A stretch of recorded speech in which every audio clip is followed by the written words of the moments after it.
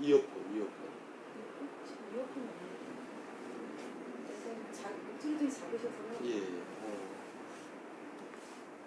그건 네. 그건 뭐그 정도 하죠. 예. 준비됐어요? 예. 예. 그럼 의원님 제가 시작 멘트를 간단히 하고 시작하도록 하겠습니다. 예, 시작하겠습니다. 지금부터 한국학중앙연구원에서 실시하는 현대한국구술사 연구사업의 일환으로 진행되는 차화준 전 국회의원님의 2회차 구술체록을 시작하도록 하겠습니다. 일시는 2012년 7월 19일 목요일 오후 1시 40분이며 장소는 고려역사선양의 촌제실입니다. 근본 면담자는 김명훈 한국외국어대학교 연구교수입니다. 예, 그러면 의원님 그 지난 시간에 이어서 그 질문을 드리도록 하겠습니다.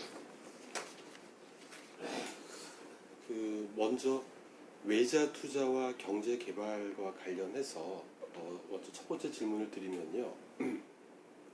한국 경제 개발 과정에서 의원님께서는 외자 관리와 투자 진흥과 관련하여 핵심적인 역할을 담당해 오셨는데요. 1960년대부터 70년대 한강의 기적이라 할 만큼 놀라운 경제 발전에서 외자 도입과 외자 투자 유치는 어떠한 역할을 하였다고 평가를 하실 수 있으신지요? 잘 아시다시피 5.16 혁명이 61년에 났는데 62년에 제1차 경제개발 5개년제, 그러니까 62년부터 62, 63, 64, 65, 66년 1차, 그 다음에 2차는 67년부터 72년까지 3차는 72년부터 77년까지, 네. 그 다음에 4차는 77년부터 81년까지. 네. 그렇게 되는데 그 기간 동안 내가 근무를 했는데 5.16 혁명 정부가 들어서고 난 뒤에 과거에 있었던 경제개발 3개년 계획 이런 것은 새로 재작성을 해서 계획을 새로 조정하고 만들어서 놓고 보니까 사업을 찾아내는 것도 힘들지만 프로젝트 아이덴티파이라 해가지고 사업을 찾아내는 것도 중요하지만 사업을 찾아내고 난 뒤에 그 사업을 집행할 수 있는 힘이 자금인데, 예산인데 국내 예산도 세수가 적은 반에 적고 외자 형성이 소위 캐피탈 포메이션이 제대로 되지 않으면 도저히 사업을 성공할 수 없다. 그래서 최고회의, 그때 의장이 박정희 대통령이었는데 최고회의에서 경제개발 1차 5개년 계획을 빨리 만들어내라. 내고 그 안에서 자본 조달을, 내외자 자본 조달을 해야 되겠다. 그러기 위해서는 정부 기구를 경제기획원으로 만들어가지고 옛날에는 예산국이 재무부에 있었는데 경제기획원 신설해가지고 내자 동원, 그 다음에 경제기획원의 경제협력 사이드 관계국을 만들어서 외국 차관, 외국 직접 투자를 도입했다 해서 경제개발을 해야 되겠다 하는 그런 시기였습니다. 그래서 장기영 부총리가 경제기획원 장관을 온 이후로 외자를 무한정으로 끌어들여야 되겠다 해가 노력을 해봤지만 굉장히 잘 안 되고 63년 내 기억은 미국의 갈프가 1770만 불에 투자를 하겠다. 그래서 약 3만 3천 발의 정유 공장을 울산에 세우겠다 하는 그런 좋은 제안이 왔고, 또 그 다음에 우리나라의 제1교포인 판본만기 서가포시, 지금은 우리나라에서 사업체가 없지만 그분이 그때 돈을 100만 불 내서 할 테니 기계 공장이든지 무선 공장이든지 하면 좋겠다. 그런 제안을 해가 와서 이제 결국 경제개발 계획에 착수하게 된 것이죠. 그래서 외자 도입이 적극적으로 있었고 1차 계획은 적극적으로 노력했지만 사실상 외자가 제대로 들어오지도 않고 그 다음에 그렇게 고생을 하고 있었는데 그럼 1차 5개년 계획은 사실상 노동집약산업, 경공업산업 예컨대 합판이라든가 고무공장이라든가 그 다음에 가발 이런 종류의 그 다음에 노인만 들어가는 전자공업 부품 정리하는 사업 이런 경공업 산업에 집중을 했지만 큰 성과는 없었어요. 본격적으로 외자 도입이 실현되고 경제개발 계획이 제대로 된 것은 2차 5개년 계획 그때부터 외자가 속속 들어오고 1965년에 한일 국교 정상화 돼가지고 그때부터 경제개발 계획이 본격화됐다. 그래서 대통령 지시로 포항제철을 세우는 것을 결정을 했고 그 포항 종합제철에 필요한 외자 도입을 위해서 우리 선배님들이 여러분이 많은 노력을 했는데 굉장히 어려웠습니다. 어려웠는데 한일 국교 정상화돼 가지고 65년이 되고 66년에 김학열 부총리가 그 앞에 박충훈 부총리, 장기영 부총리 두 분이 있었는데 그분들이 외자 도입하는데 큰 성과를 이루지 못했는데 그 다음에 포철을 만들어야 돼. 포항제철이 철강공업이 돼야 모든 경제개발이 근원이니까 어떻게든지 해야 되겠다 했는데 그래서 일본 청구권 자금 중에서 2억 5천만 불은 무사이고 네. 3억 불은 유사인데 예. 그 중에 7천 약 정확한 숫자는 기억이 안 나는데 7,500만 불 정도 들여가지고 포항제철을 하기로 결정을 했습니다. 그걸 계기로 해서 포항제철이 들어서고 그 다음에는 공장만 이렇게 할 것이 아니라 수송해로도 타게 해야 되겠다. 그 다음에 그래서 항만 개발 고속도로 건설이 시작된 겁니다. 고속도로 건설을 하기 위해서 세계은행, ADB 등 아시아개발은행 등 교섭을 했는데 세계은행도 이코노믹 피지빌리티 경제적 타당성이 없다 해가지고 거절을 한 결국은 제1청구권 자금을 쓸 수밖에 없다 해가지고 대통령이 건의를 드려서 그래서 2억 5천만 불 중에 일부를 경북 고속도로 건설에 집어넣은 그게 활발히 전개돼가지고 그게 2차 5개년 계획까지 가지고 온 계기가 되었다. 그래서 외자가 없었으면은 외국인 투자가 없었으면은 우리나라 경제개발 계획은 되지도 않았고 내자도 없으니까 그때는 이미 벌써 지나간 얘기지만 군사혁명이 일어난 이후에 미국 정부가 개발 원조에 대해서 무상 원조는 줄이고 혁명 정부를 적극적으로 지지하지도 않고 그래서 소위 골탕을 좀 미기고 있는 찰나에 네네.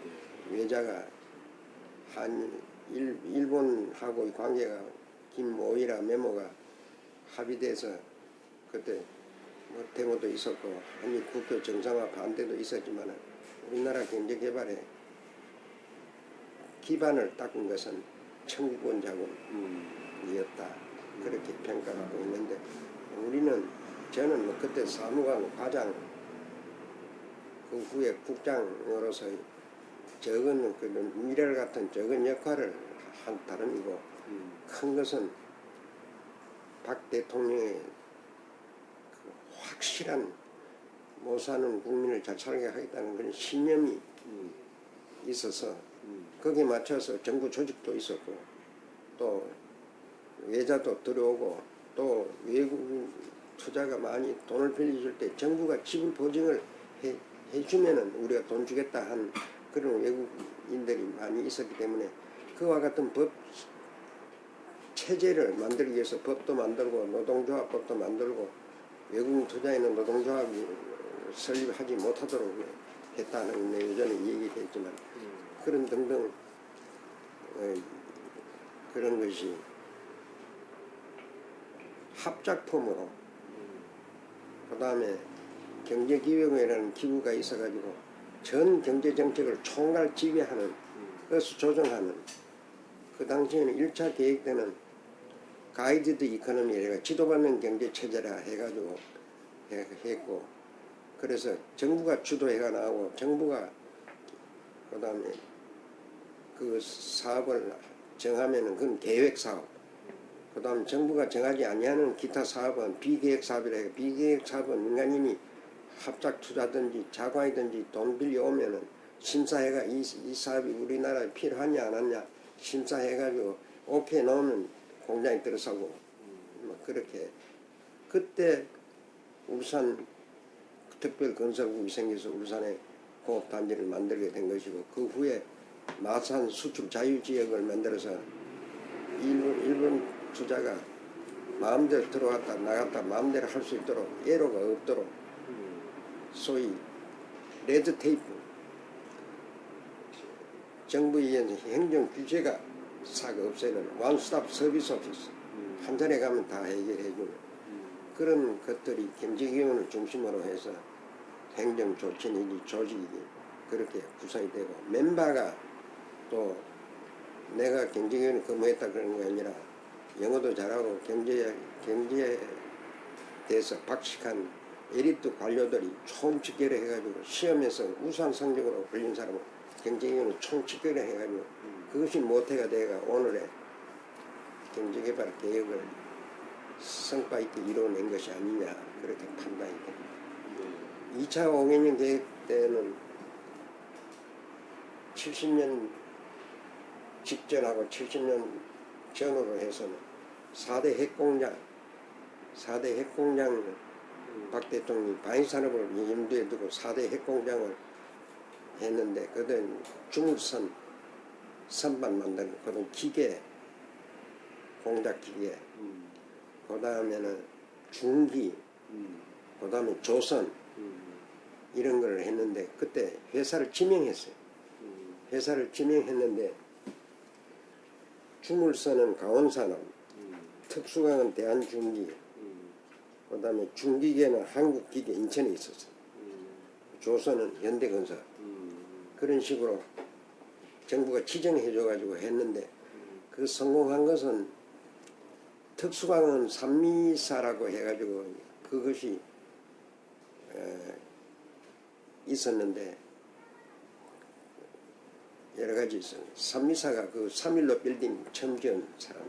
아, 3.1 빌딩이요? 3.1 빌딩. 네네.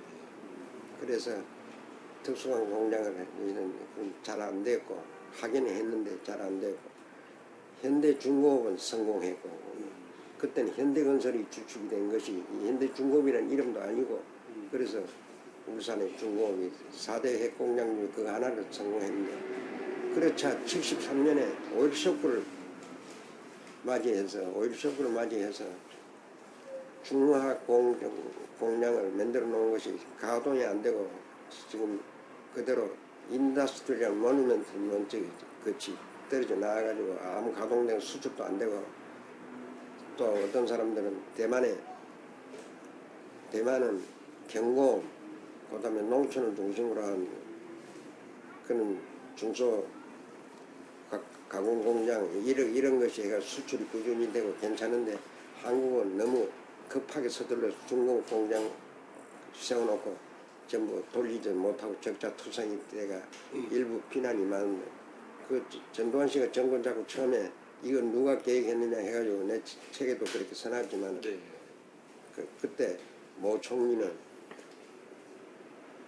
그때는 박 대통령 중심이 되어 오원철 비서관하고 해가지고 중화학고 기획단이라 만들어가지고 청와대 직속으로 만들어 놓고 그래서 프로젝트 아이덴티파이 사업을 만들어내고 만들어 경제개혁 남기면 경제개혁은 태완성 부총리 온철 수석 비서가 내 미국으로 일본으로 동구하러 일본 기업체 상공에서 모아놓고 미국에 LA에 모아놓고 그 다음에 시카고에 모아놓고 뉴욕에 모아놓고 연설하고 여러분이 투자하면 정부가 집을 보증대 해드립니다 하고 외자 유치하러 많이 되겠는데 그것이 성공을 해가 그 1차 오일 쇼크 73년 그 몇 년 동안 고생은 했지만 그게 부음이 일어나가지고 오늘 방위산업도 잘 되고 중공업 수출이 잘 돼서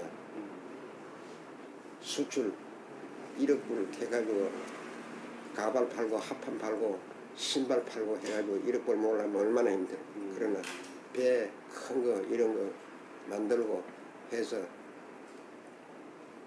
이 지금 5천억 불 수출하고 있는데 오늘 신문 보니까 그런데 중국은 현재 2조 불 수출하고 있어요. 2조 불. 우리 5천억 불. 우리나라 수출의 25%가 지금 중국으로 수출하고 미국에 가는 게 보다 더 많으니까 그전에는 제일 수출 상대국이 미국이었는데 지금은 중국이니까 중국하고 우리 특수관계 이런 것을 고려할 때 정치적으로 어려움이 많지만 경제적으로는 이건 불가분의 관계에 있고 또 지리적으로 그렇고 그 무렵에 70년도에서 75년도 중화학공하고 거기에 따라서 동제련, 아연제련 이런 것이 들어서고 그 다음에 페트로케미칼 다운스트림, 석유화학 계열 공장, 납사 정비 공장에서 납사를 크래킹하면 그걸 분해해가지고 예를 모노마든지 포리에틸렌이든지 이런 것 좀 PT, TPN이 이런 것도 만들어내고 하는 그런 것이 2차 5개년 계획, 3차 5개년 계획 동안에 이루겠는데 거기에 나는 내가 담당한 그 사업을 만들어 놓은 사업을 잘 설명하고 이걸 투자함으로써 우리 경제에 기여하는 걸 말하는 것도 없지만 투자선인 외국 투자가 당신들에게 이런 이익이 돌아간다 하는 그걸 설명하러 영어로 일본어로 그 팜플릿을 만들어 가지고 각국에 세일사로 합니다. 그러던 차례 아시다시피 월남 파병이 돼가지고 월남 파병으로 인해서 돈이 많이 들어오게 되는데 그걸 우리 국제수지 미천으로 삼아서 월남 파병을 혹자는 많이 욕을 하지만은 그때 몇억 불 들어온 돈이 우리 경제 발전에 크게 기여했고 고전에는 광부와 간호부를 독일에 파견해가지고 박 대통령이 거기에 가셔가지고 그걸 용기도 줬지만 파견 광부나 간호원들을 격려하고 용기도 줬지만 내용적으로 그걸 믿기로 해가 돈 넣어 투자하면은 우리가 이만큼 들어온 돈이 있는데 이걸 담보로 해가지고 돈 빌려달라 안 되면 갚아주게 달러 여기 있다 그렇게 하는 계기가 됐고 그 다음에 70년대 월쇼크 있었는 75년 그 언저리에는 현대건설이 주바이에 6억 불 공사 따고 중동에 인력을 파견해가 많은 돈 건설을 사업을 활발히 진행해가지고 그 돈이 들어와서 이 나라 경제가 오늘 이렇게 세계 7대 수출국 10위권의 경제 대국으로 되었다 하는 것을 뭐 요약해서 내가 설명을 하면은 경제적인 측면에서 예, 그러면 그 다음 질문으로 아까 말씀 중에 우리나라가 그 국내 자본 형성이 되지 않은 상황에서 한일 청구권 자금, 그러니까 그 3억 5천만 불의 무상 자금과 2억 불의 유상 차관이 도입되어서 우리나라 경제 부흥을 위한 미천으로 삼았다고 말씀하셨는데요. 그 의원님께서는 경제기획원 기획국 투자계획 담당관으로 계실 때 한일 국교 정상화 타결을 위한 한국 측 제안서 경제 분야의 초안을 작성하신 것으로 알고 있습니다. 이 5억 불에 해당하는 사회 간접 자본, 즉 SOC 사업 계획안의 그 내용은 혹시 무엇이었는지? 그건 지금 구체적으로 설명할 수도 없고 그때 그걸 국가 1급 비밀인데 네.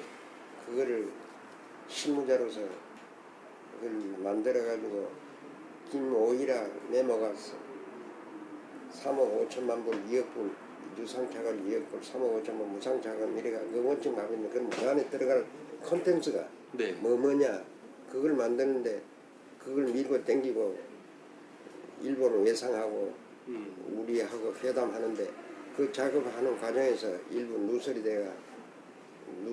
돼가지고 그걸 내 혼자서 만들 수 있는 것도 아니고 교통부도 불러야 되고 건설부도 불러야 되고 이런 건데 하니까 예를 들어서 SOC, 철도, 도로, 항만 그런 게 그건 민간 기업하고는 전혀 관계없는 일이고 아까 말한 경부고속도로 예. 그런 거를 대충 염두에 두고 네. 안을 만들었는데 안을 만들어 놓았는데 거기 일부 누설이 돼가지고 그 내가 안기부에 잡혀가고 혼이 났는데 내가 누설한 것이 아니고 건설부 공공화에 어디서 주소 듣고 이런 거 하고 있다 하는 신문에 그런 게 약간 빛이 철도를 위시한 뭐 이런 게 지금 한국 작성 중에 있다.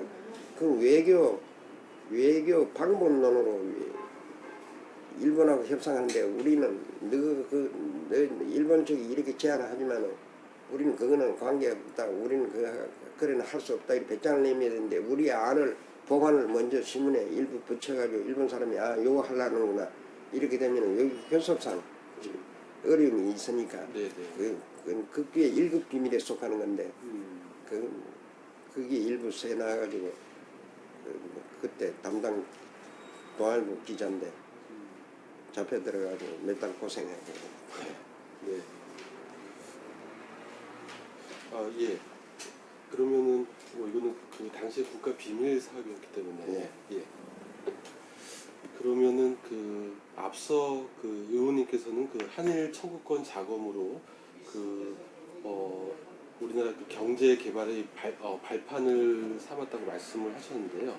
이 청구권 자금이 포항 제철이라든가 경부 고속도로 개발과 같은 분야에 투자가 되었다고 말씀을 해주셨는데 또 그 한국 경제 발전 전체적 견지에서 볼 때 이 청구권 자금이 또 어느 영역에 이렇게 사용되었었나요? 가령 프라우드 컨트롤, 홍수 조절 장치, 네. 한강에 홍수 경보 장치 같은 거 이런 것이 그 공업 시험 연구소라든가 이런 것도 만들어져 있고 네. 2억 불의 유상차관은 민간인이 돈 빌려갖고 섬유 공장 짓고 뭐 수출 공장 짓고 뭐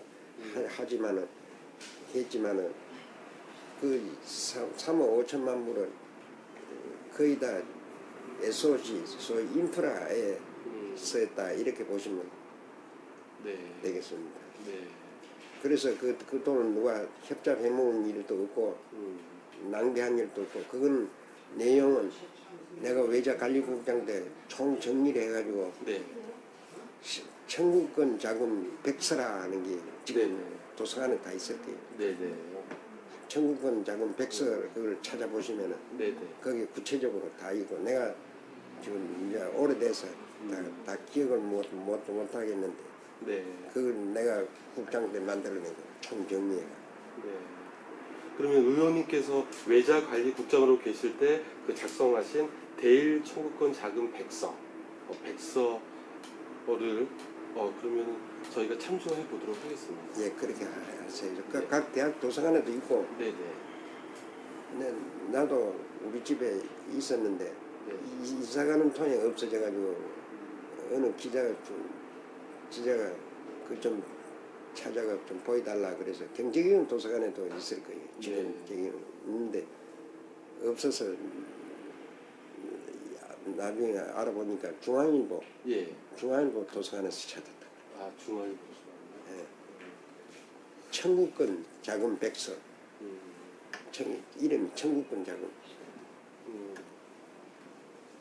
예, 그럼 다음 질문으로 그 1960년대 걸프, 스위프트 등 외국인 투자가 활발히 이루어졌는데요. 의원님께서 생각하시는 외국인 투자로서 우리나라에서 성공한 기업은 어떤 기업이며 우리나라 경제 발전에 이러한 기업들이 어떤 역할을 했다고 평가하실 수 있으신지요? 그게 그런 산업들은 우리가 소위 균형 성장과 비균형 성장 이렇게인데 공업, 제조, 사회 간접 자본 이것이 세 개 분야가 동시에 균형 있게 돈만 있으면 발전해 오면 더 좋은데 예산은 한정되어 있고 외자도 한정되어 있기 때문에 셀렉티브 베이시스로 그러니까 불균형 성장을 네. 그 성장 모델을 불균형 성장으로 했는데 스위프트나 갈프나 이런 사람들이 여기 와서 정유 공장, 비료 공장을 만들었는데 그 비료는 아시다시피 농업 개발의 절대적인 거니까 경제 개발 단계 초기 단계 들어서야 하는 게 비료 공장, 정유 공장은 동력이 있어야 돌아가니까 그걸로 땡겨가지고 발전소도 만들고 뭐 해야 되니까 그런 것들이 들어와서 우리나라 경제 개발을 촉진하는데 빨리 기초를 잡아줬다 이렇게 볼 수 있습니다. 네. 그게 제일 먼저 들어왔어요. 진해 하나 들어오고 울산에 2개 들어오고 그런 점에서 미국 투자가들이 그 후에 칼텍스가 들어오고 예.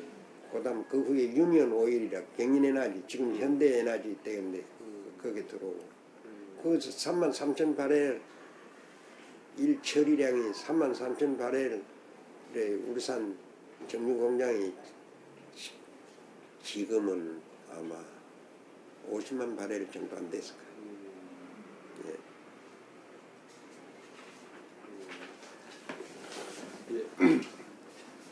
예, 그러면은 다음 질문으로 1970년대 중반 세계은행 경제협의단은 우리나라 기간 산업에도 지원할 용의가 있으니 사업계획서를 제출하라고 건의하였는데요.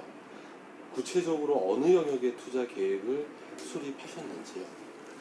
상공부하고 협의를 해서 세계은행하고 랜딩 프로그램을 1년에 애니얼 랜딩 프로그램을 해가지고 1년에 2억 불에서 2억 5천만 불, 3억 불 그 언저리에서 처음에는 뭐 1억 불도 안 됐지. 여기 올라가서 했는데 이제 거기에 들어온 사업 중에는 또 고속도로도 있었고 남해 고속도로는 이런 거 경북 고속도로는 세계은행이 피집을 하다고 생각 안 했기 때문에 안 줬는데 이제 고속도로 만들어 놓고 보니까 고속도로 청구권 자금하고 딴 돈 가지고 만들어 놓으니까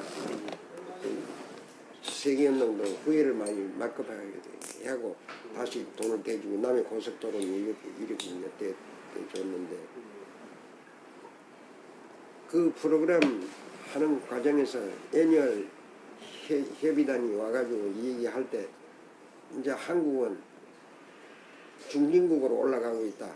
SOC 이런 것이 고속도로 다 잘 되고 이래서 이제는 기간 산업 소위 키 인더스트리 2차 제조업에 아주 돈이 많이 드는 캐피탈 인텐시브한 돈이 많이 드는 그런 프로젝트를 자기가 내면은 민간 사업 자금이 들어오고 코파이낸싱을 해가지고 지원해 줄 수 있다. 그렇게 해서 경제부처하고 협의해서 상공부에서 추천 오기로 지금 투산중공업 예. 투산중공업이 그 당시에는 그게 현대양행이에요. 아, 현대양행이요? 현대양행 현대정주영 회장의 동생 정민영 씨 예. 여기 지금 현대양행이 건설회사도 있죠. 그런데 대학도 있고 그런데 그분이 세계은행 다니면서 8천만 불 교섭을 해가지고 그걸 얻게 됐어요. 그분이 그래서 얻었는데 중간에 아시다시피 석유 파동 일어나고 해가지고 불식이 됐거든. 그래가지고 그걸 정부에서 국영화 해가지고 하느냐 하다가 결국 2년 끝에 그때는 한전이 국영기업체니까 한전이 몰아줘라. 그래 한전이 맡아서 하게 되는데 한전이 하는 데는 세서 문제는 거기서 나오는 것이 뭐냐면 발전소 건설이라든가 이런 거 하는 중공업 공장인데 그야말로 키 인더스트리인데 그걸 하려면은 그 당시에는 현대중공업, 대우중공업, 그다음에 현대양행 등등 미포조선소, 그다음 이래서 정주영, 김의중, 예, 이런 사람들이 지금 경합하고 있었는데 그래서 그 사업을 한국중공업으로 이름을 바꾸고 한전에 줬지. 그래서 한전이 하다가 오일쇼크를 만나가지고 제대로 안 되고 하다 그 후에 중동 붐이 일어나고 해가지고 중기계 포크레인 이런 거 만들고 뭐 해서 그런 거 수출도 하고 우리나라 그래서 그때는 중기계 포크레인은 스웨덴이나 일본으로부터 수입해서 흙파고 로다 밀고 하던 거 그걸 거기서 좀 주로 만들고 하다가 지금 발전 설비 하는데 발전 설비가 발전해서 오늘의 원자력 발전소 지금 만드는 것까지 발전대가 있는데 민간 기업으로 하는 게 좋겠다 해가지고 그 당시에는 어려움이 많았는데 그거로 인해서 정치적으로 한전 사장이 고발해가지고 현대양행 지금 현대중공업 전신인 현대양행 회장이 잡혀 들어가고 그 다음에 법무부 장관이 그 후에 해임되고 뭐 하는 등등 사건이 있었는데 지금은 그 효자지 우리나라 수출하는데 지금 뭐 어디 두바이 가가지고 지금 원자력 발전소 지금 몇 개 오늘 하기로 했다고 오늘 아침 신문나고 그거다가 지금 두산중공업이 거기 그 앞에가 한국중공업이고 한국중공업 앞에 현대양이. 그런데 현대 그 형제분들이 그 사업의 미래성 이런 걸 보는 그런 아주 참 천리안을 가졌다 이런 그 사업 아무나 하는 게 아니라는 생각을 늘 하게 되고 참 잘하신 분들이 그분들이 되기 때문에 조선도 저렇게 잘 되고 자동차도 저렇게 잘 되고 또 두산도 맥주나 팔고 사이다나 팔고 하다가 지금 한국중공업 해가지고 중앙대학도 인수하고 네. 그 돈을 얼마나 많이 벌인 그래서 그런 것들은 잘 몰라서 그러는데 딴 분들은 정치하는 사람들은 민주화 뭐 정치적으로 이 얘기가 박근혜 씨 요새 나오는 통에 뭐 그렇게 많이 하지만 경제적으로 볼 때는 박 대통령이 정주영 씨 불러가지고 해 주지하면 부총리하고 내하고 밀면 안 될 일이 있어 하시오.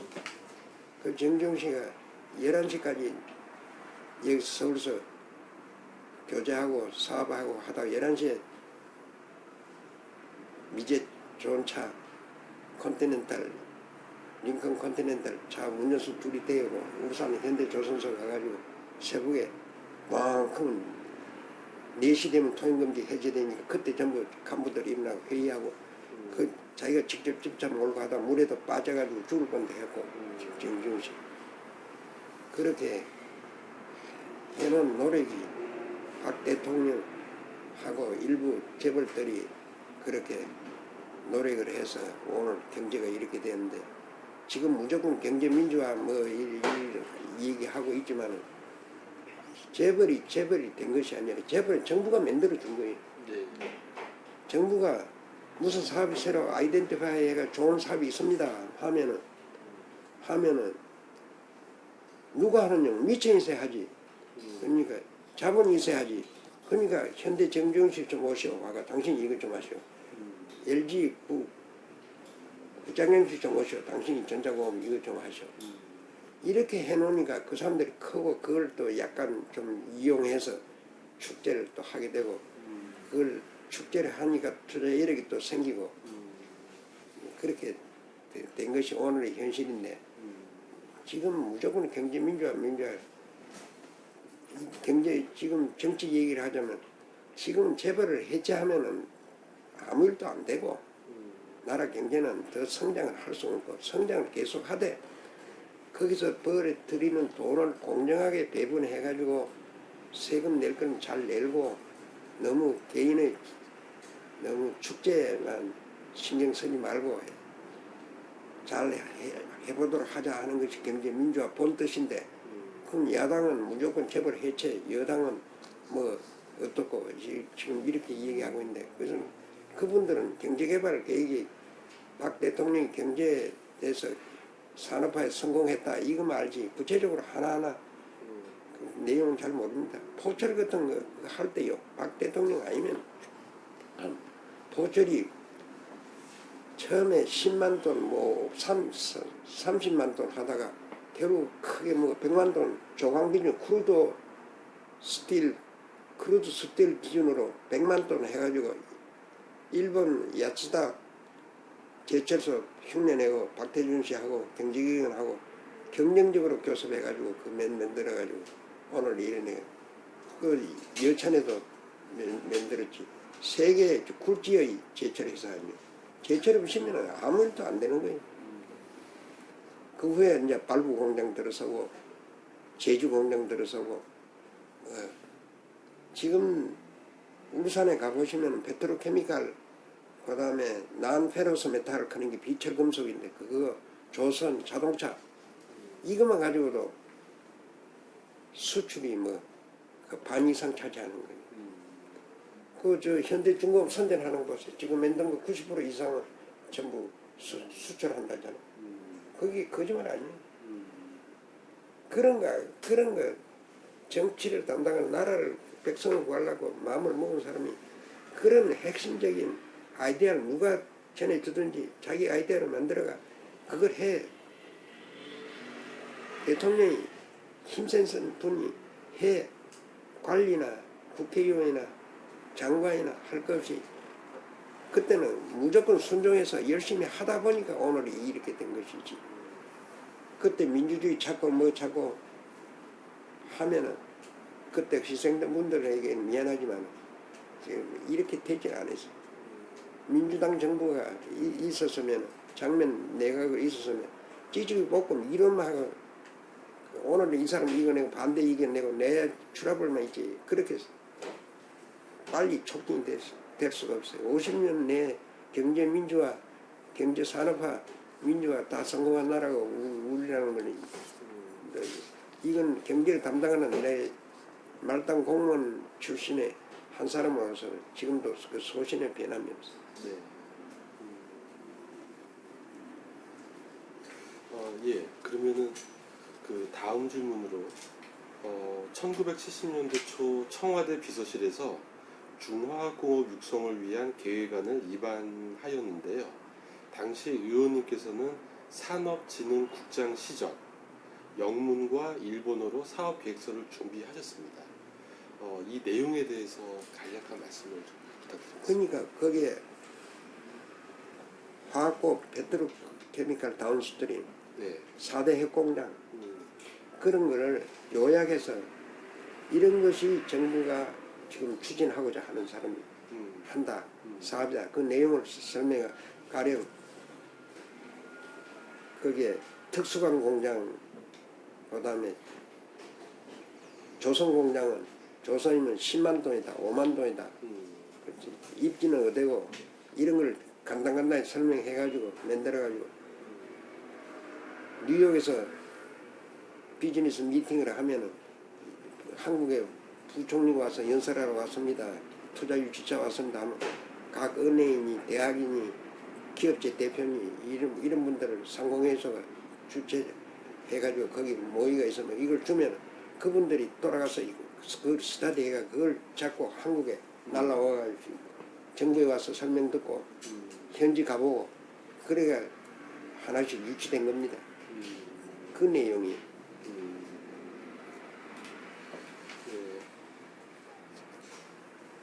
예, 그러면은 다음 질문으로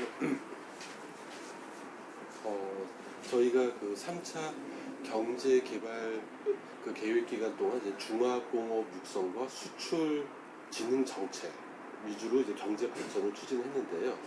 그 과정에서 그 한국무역협회가 그 창설이 됩니다.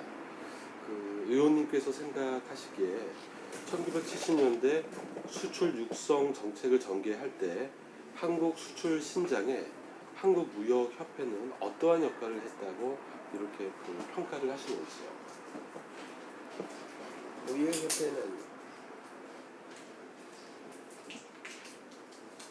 무역협회 역할에 대해서는 나는 뭐 크게 높이 평가하고 있지 않습니다. 네네. 수입하면 원유 수입하면 수입에 거기서 0.3%니 뭐니 얼마 떼가지고 수출 장려하는 기금으로 펀드를 만들었어. 그걸 가지고 민간 투자 유치하는 식으로 그 댕기면서 하고, 그 다음에 코트라 같은 걸 지원하고, 그리고 수출 아이템 찾아내고 시장 조사하고 뭐 그런 역할을 하기 때문에 우리 경제 개발에 크게 수출 투자선 찾아내고 네. 뭐 그런 거 대외 건설을 하는 거 찾아내고 하는 초기 단계에서 그런 역할을 했지. 네. 예. 그러면은 그 다음 질문으로 1968년 한국 정부는 최초로 인도네시아를 대상으로 1천만 불의 차관을 공여하기로 결정하였는데요. 이는 그동안 원조만 받던 상황에서 차관을 제공한 역사적인 사건이라고 할 수 있습니다. 의원님께서는 당시 담당관으로 이 과정에 깊숙이 개입하셨는데요. 이 과정에 대한 그 상세한 말씀을 부탁드리고요. 또 우리나라 경제개발 과정에서 볼 때 이러한 어떤 그 인도네시아의 차관 공여가 어떠한 의미를 지닌다고 생각하시는지 말씀을 부탁드리겠습니다. 우리가 해방 나라가 서고 경제개발 계획이 시작되고 하면 외자 수입도 도입도 여의치 않고, 그 다음에 특히 원유 수입 여의치 않고, 또 락인 비즈니스 원목 목재 수입도 합판면들 목재 수입해가 맨들에 수출하니까 그런 걸 등하기 위해서 자원의 보국인 부자나 부국인 인도네시아에 한 1,000만 불, 그때 돈 1,000만 불이면 컸습니다. 지금은 1,000만 불 뭐 큰 돈 아니지만 그걸 공여를 하겠다. 그러니까 1,000만 불을 은행에 넣어놓고 라인 오브 크레딧 설정해놓고 거기서 인도네시아가 우리나라 상품을 수입해 가면 그만큼 떼주고 결제해주고 하는 그런 형태의, 우리나라 처음으로 원조를 받는 나라에서 원조를 주는 나라 차관이죠. 차관.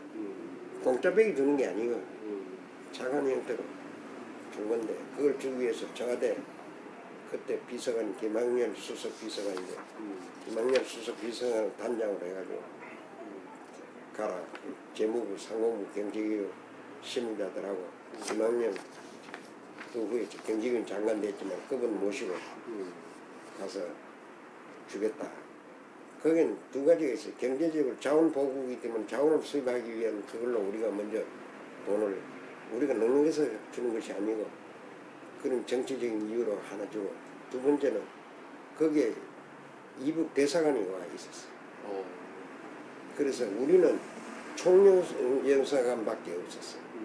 인도네시아 아시다시피 화란 치하에 화란 영국 식민지로 300년 됐던 나라예요.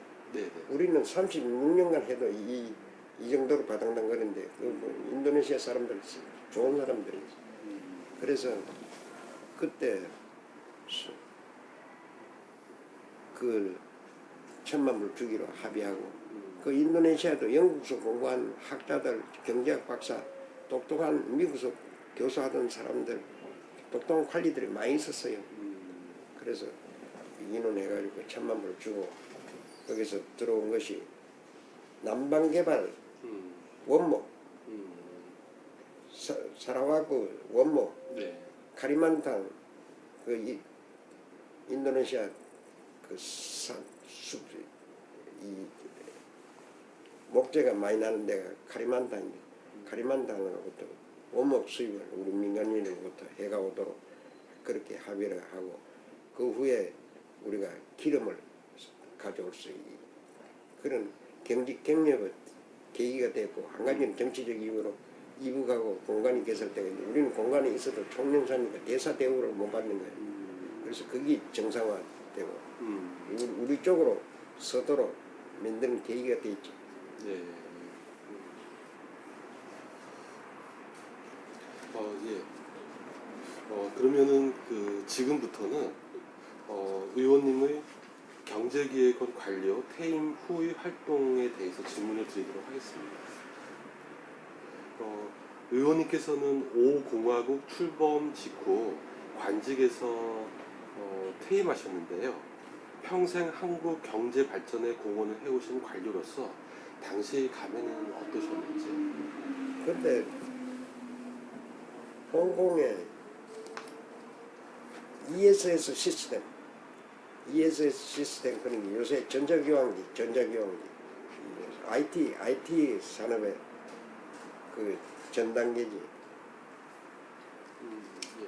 그래서 옛날에 백색 전화 나이가 젊으셔서 모르는데 흑색 전화 이런 거 우리나라 전화 놓으려면 네네. 백으로 동원해가지고 네. 한 대 놓는데 한 대 값이 100만 원, 150만 원 할 정도로 네.